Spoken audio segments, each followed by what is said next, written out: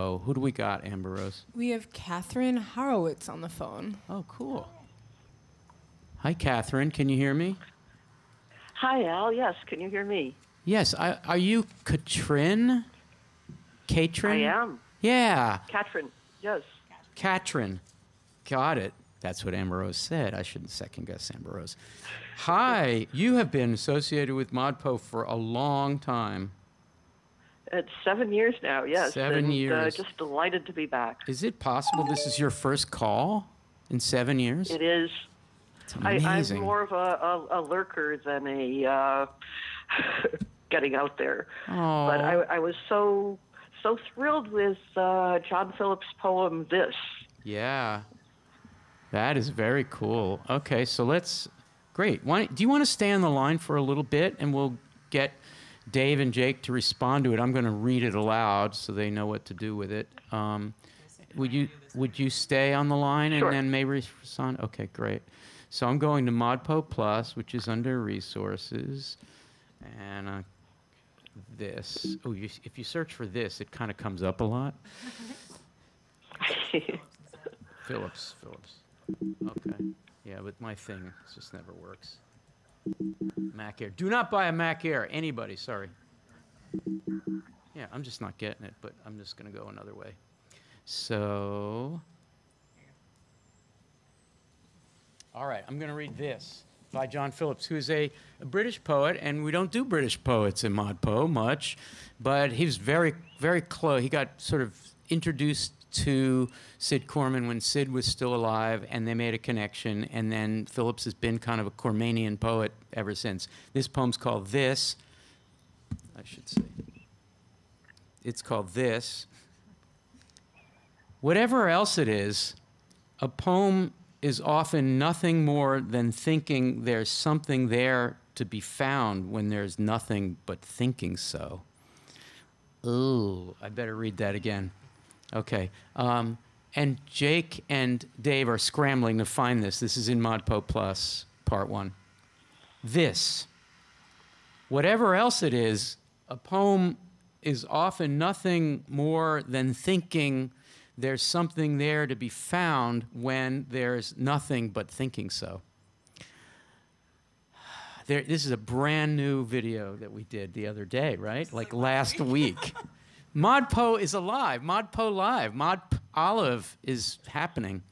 All right, Jake, I bought you a minute. Can you start us off on dealing with that poem? It's very Cormanian. Sure. Okay. With pleasure. Okay, so I want to just start by pointing out all the line breaks here. Yeah, I didn't read the line breaks very well. I should have read it like Creeley would read it. Well, maybe I'll give it a shot, if I may. Okay, would you? Whatever else it is, a poem is often nothing more than thinking. There's something there to be found when there's nothing but thinking so. This is what you do, Jake. You've done this before. Tell us what you've just done besides screwing around with the logic. Using line breaks to mess with conventional sense making. Well, I think it's in there. That ambiguity of these line breaks really lend themselves to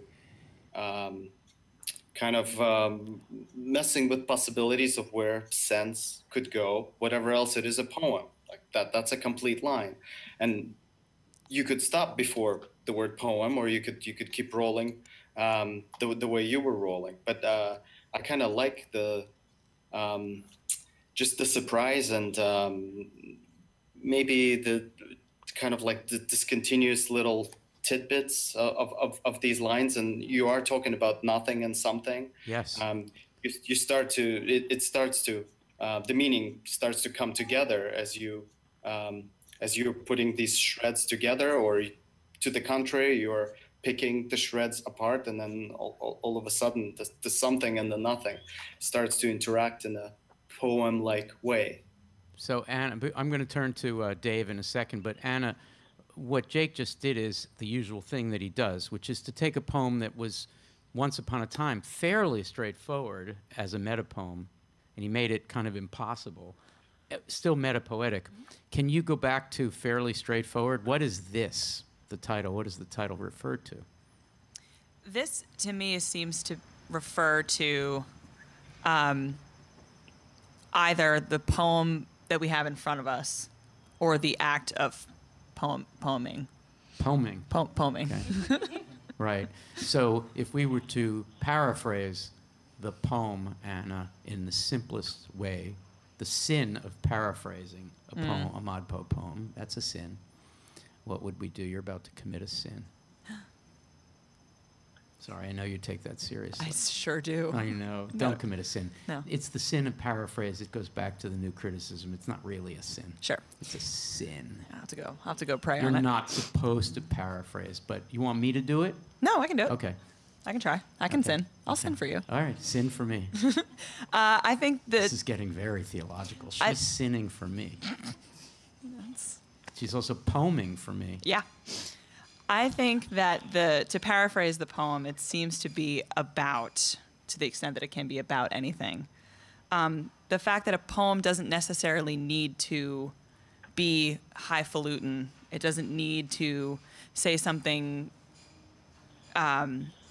really, like, quote unquote, profound about things You're that not poems are. paraphrasing. You're doing brilliant analysis, but it's not a paraphrase. Sorry. So the poem is about the fact that poems don't have to be about.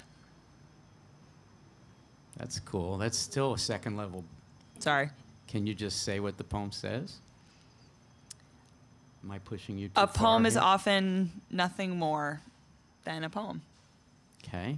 Lily, can you try it? Yeah. I mean, yes. I think that's right. I didn't mean to say that you didn't get it right, but we can say more. Look, if I'm going to sin for this. All right. Whatever else it is, a poem is, meaning it's a little like it isn't for want of something to say. I mean, yes, poems are all these other things. They've got stories, they've got content, but I think if you were going to pull a line, the summary would be a poem is often nothing more than thinking.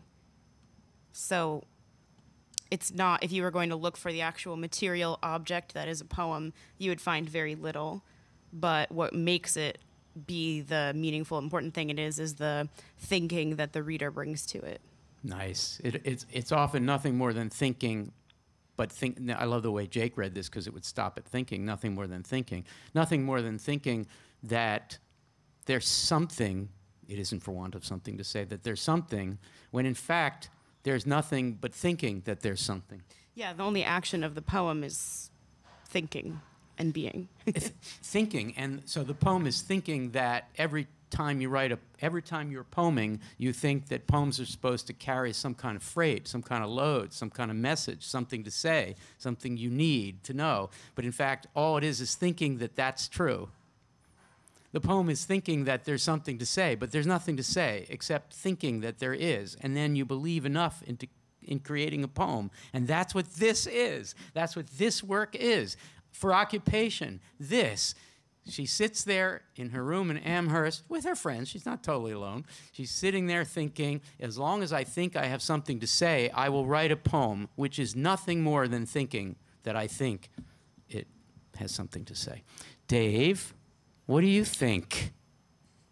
This seems a little similar to the way, for me, in that I think both poems give this impression that language is really a tool, the instrumentality of language, that these poems really just sort of step back. I mean, they're obviously hyper-meta, but they step back and they sort of focus on this toolness of the language, the fact that it is used to do something, not something in itself. So it's sort of hyper-conscious of language as a tool in this way. And ultimately, when you look at language like that, when you look at poems as just these instrumental things, what's really left is the meaning that we bring to it, that we put into it. Yeah. So that's just a thought I have. That's great. Amber Rose, do we have someone on the phone? Oh, we have Katrin. Katrin? Yes. Hi. What do you think of all this? Why did you ask about this poem? I asked about it because when I read a poem, a Modpo poem, usually I read it and then I think about it for a while and then I watch the video. And in the video, you read it quite differently from the way I read it in my mind. I read it more like Jake did. Yeah. And for me, the pivotal word there is it. Whatever else, it is a poem. And so it Oh. pivots to this and it pivots to poem. And the poem, it's just full of possibilities there. It was, Yeah. I just love the way it did that. Yeah. And the way it's about not thought, but thinking. The poem is a process. Yeah. And then as you come to the end, both this and the poem disappear. They just sort of vanish, and it's over. Yeah. I love it. Yeah. And I assume that you noticed that it's so much like Corman, because you've been in this course for 7 years, so you know the "It Isn't for Want" poem, possibly by heart. Yes. Corman is another favorite of mine. So, Yeah. and this just had the same openness to all the different interpretations, different possibilities, different kind of a state of mind almost. Yeah. And of course the focus on this, which you have made so much more important a word in my life than it ever was before Modpo. It's a bit of a